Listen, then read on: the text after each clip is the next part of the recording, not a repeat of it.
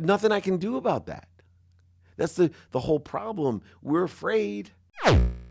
This is a question I was very intrigued to ask. So The Secret, the book The Secret is very much about manifestation, the law of attraction. What is your definition of manifestation, and how can somebody take something from a thought to a reality? Manifestation, to me, is the materialization of an idea. And so that leads to the second part of your question. How are ideas materialized? Well, first, you have to think of what you want. Right. You have to imagine it. The minute you imagine something, you think about what you want, you've accessed it. It now is a possibility. Where do you think that comes from? Oh my God, a creature, a half bunny rabbit, half pug, and half dinosaur. Boom. I know I just described it to you. It's actually a form of manifestation. It's a possibility. It's a possibility. 3 halves of 3 different animals. Now, other people can put man-made or pragmatic rules onto that are arbitrary and capricious, but it exists. It exists. I can draw it. Right? I can create a cartoon about it. Right. I can, make $1 billion in a movie from it. Whatever you want to call it. I can give it a name, Steve, right? My half bunny, half pug, and half dinosaur. 3 halves. Really weird. But that possibility now, through inspiration, through intent, the manifestation process of materialization can take it far beyond just the possibility of materialization or manifestation.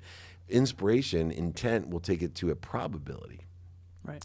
When we're inspired, my half dog, half pug, half bunny, and half dinosaur, if I become inspired to go ahead and write a movie script and all that, now it's a probability. I got a treatment, I got a movie, maybe I got a pilot, who knows? I got a cartoon book, I got toys. Whoa. You got all that stuff. Maybe it's in a video game.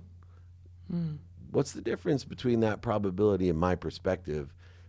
My perspective is already real, right? Yeah. It's just me, the how, to get in my own way to materialize it for other people to have the same perception. So our perception creates reality every day. That's the conflictual idea of what people don't understand is that if I'm concerned about mine, right, first, then I can share it.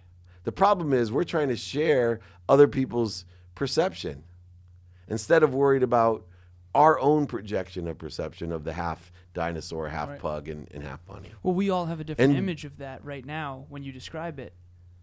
So where I think people get choked up is they don't have the skills yet to actually manifest it into the physical reality. Yeah. So how do you know what skills you need to develop when you don't have the awareness of what skills you need to develop? Like, let's say you didn't know how to draw. You got to take time out of the equation and ask for help. Right? You have to ask for help. Do you know anyone that can help me? I'm trying to draw a half dog, half pug, half bunny, and half dinosaur. You know, can help me. Oh my gosh, I know so-and-so, or I know drawing, or have you looked at this book where the drawing, right? And now more materialization, more refined perspective, more possibility to probability to perspective. That's why what and how are so important. Everyone's why is the same, right? We want to help something or someone.